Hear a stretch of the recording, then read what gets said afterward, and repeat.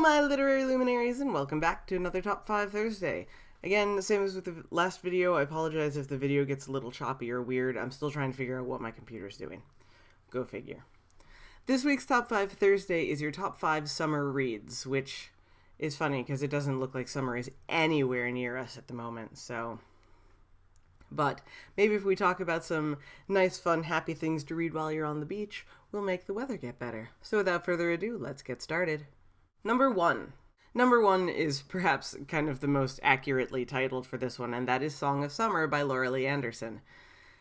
Again, it's a book that I love for very personal reasons, but I think it's a fantastic book. It's a lovely little YA romance, and it takes place during summer, so I mean, why not? But it's relatively light. There's some serious stuff talked about, but it never bogs down the story. It's a nice, happy little romance. It's a relatively quick read. I think it's absolutely the perfect book to just sit out on the beach and enjoy. Number 2. Number 2 is not actually one book, but rather a trilogy, but they're all relatively quick reads, so I don't feel too bad putting them all together. And that's the Selection Trilogy by Kira Cass. So the Selection, the Elite, and the One.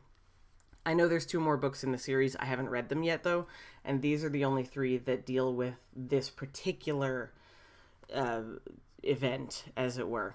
4th and 5th follow the next generation down. I've seen some really lukewarm reviews on Goodreads about this whole series, and I'm not going to argue with some of the points they raise, but I think they're fun, they're fluffy, they're relatively light. It gets a little more serious when you get to the 3rd book, but they're all relatively quick reads. The protagonist is a little troublesome at times. She's not the smartest person in the world, and she makes some really stupid decisions all the time. But I still think that if you're willing to accept that these are teenagers, and teenagers do stupid things, and they're not the perfect protagonist, then I think, you're more than able to enjoy the series. This is basically the Hunger Games dystopian idea meets The Bachelor. And I hate The Bachelor. I think it's a stupid show. But I really enjoyed these books. So make of that what you will. I think they're a good choice. I loved them and I cried at the end. So, Number 3. Number 3 I have chosen is Between the Lines by Jodi Picoult and Samantha Van Leer. And I know there is a sequel, Off the Page. I have not read Off the Page yet. I did get it in a recent sale for my Kindle, and I'm going to read it super soon because I'm really excited to. So they can probably go together, but I will not speak to a book I have not read.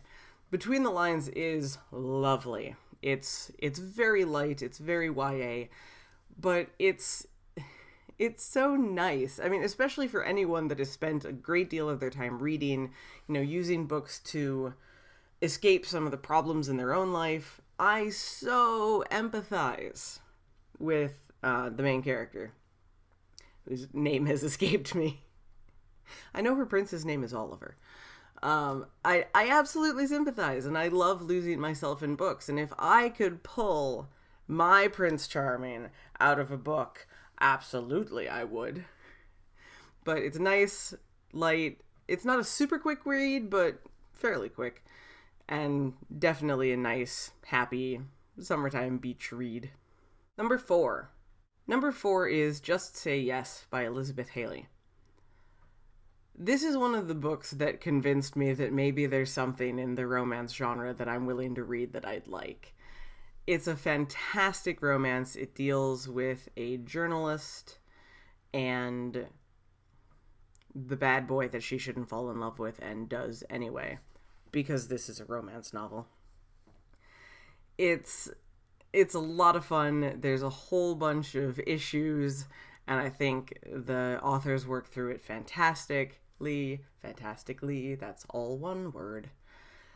I don't even know. I devoured it. I have it on, I think, my Kindle, and I remember reading it like in a car ride and just being utterly lost into the book for so much of the time. But it's a good romance. I mean, I think romance novels in general are a good choice for any sort of summer read, but Just Say Yes is one of my absolute favorites. I definitely recommend it. It's so nice. And finally, number 5. I had trouble coming up with the 5th one. I'm not sure why. Other than a lot of my favorite books, I would not consider summer reads. But number 5 is Warm Bodies by Isaac Marion. And yes, this is the same book that had a movie made of it a couple of years ago. It's basically Romeo and Juliet, except I call it Romeo and Juliet backwards, given that Romeo ends the story dead and R is a zombie, so dead. But it's R and Julie in zombie apocalypse wasteland nonsense. And it's this fantastically told story. I love Isaac Marion's writing. I know that I believe a sequel is coming out soon. He's just finished working on something. I believe it's a sequel to Warm Bodies. It's such a fun book. I absolutely recommend picking it up. He's got a great storytelling voice, especially with R. And if you like that, you should go see the movie, because I actually saw the movie first and loved it and read the book. It's a nice translation. It's wonderful. Go read it. It's good. So those are my top 5 summer reads. Let me know what yours would be, even with my TBR as long as it is. I'm always looking for new books. Talk to me down in the comments below. Let me know what you think. As always, you can send me a tweet on Twitter at @KRyanFrey. I'm on there far too often. Give the video a thumbs up if you liked it. You can always subscribe to be notified when my new videos go up, which should be every Tuesday and Thursday. So, until next time, I will see you all on Tuesday for another Tuesday Talks.